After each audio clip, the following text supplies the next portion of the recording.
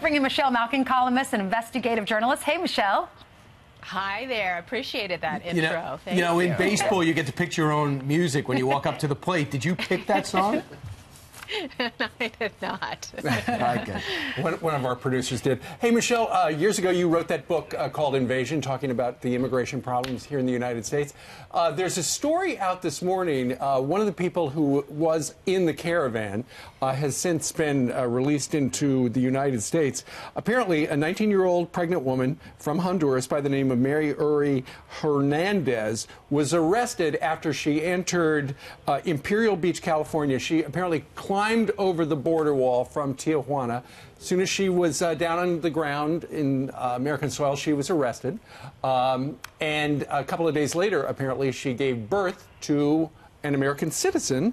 And she said that her goal was to join her family in Columbus, Ohio, and giving birth on U.S. soil was a big reward for the long journey in the caravan. What do you say about that?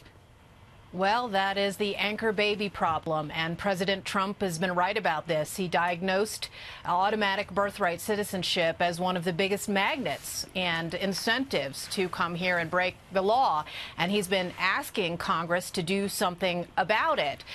You can build 50-foot, 100-foot walls all along the 2,000 miles of the southern border, but if you don't turn off these magnets, it's going to result in a continued flow, and we're going to see these caravans over and over and over again.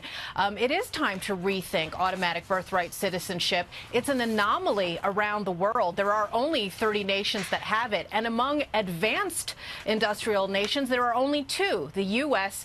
and Canada. You know, for all of the open borders transnationalists who are always urging us to adopt the culture and practices of the rest of the world, this is one of the areas where they're clinging bitterly to, you know, a strange interpretation of the 14th Amendment. And look, my parents came here legally. My father was a neonatologist, and he was outraged because in his practice in Atlantic City, he saw women from around the world. It's not just women from South and Central America who are abusing this policy. It's people from Kenya or Russia or Korea who wait until they're 8.5 months pregnant to board a plane to get here. So it's not just something that affects the border. It's not just something that a wall will fix. And unfortunately, people in both parties don't want to address it.